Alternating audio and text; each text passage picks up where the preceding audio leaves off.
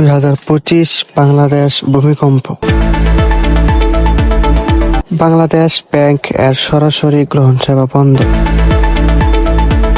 Bangladesh air ticket team এর ফাইনালের পদার্পণ।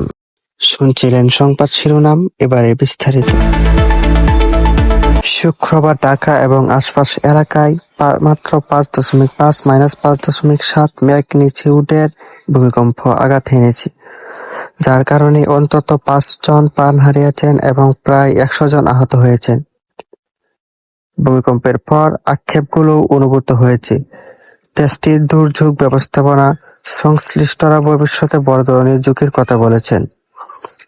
পরিস্থিতিতে MD Jahinur Alam Chowdhury, home adviser, জনসাধারণকে ভূমিকম্প সচেতন থাকার আহ্বান জানিয়েছেন এবং ভবিষ্যতে আগাম সতর্কতা ব্যবস্থা, ইয়ারলি ওয়ার্নিং সিস্টেম গড়ার পরিকল্পনার কথা জানিয়েছেন।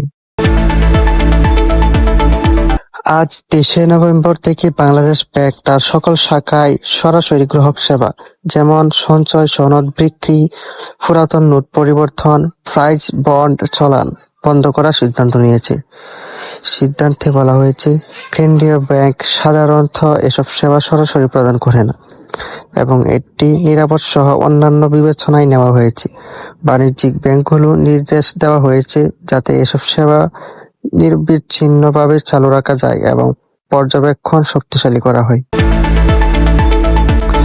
আজ 23 নভেম্বর সন্ধ্যায় দুবাই নয় কিন্তু দোহায় অনুষ্ঠিত হবে Asia club racing star 2025 final Pakistan বনাম বাংলাদেশ দলের ম্যাচ।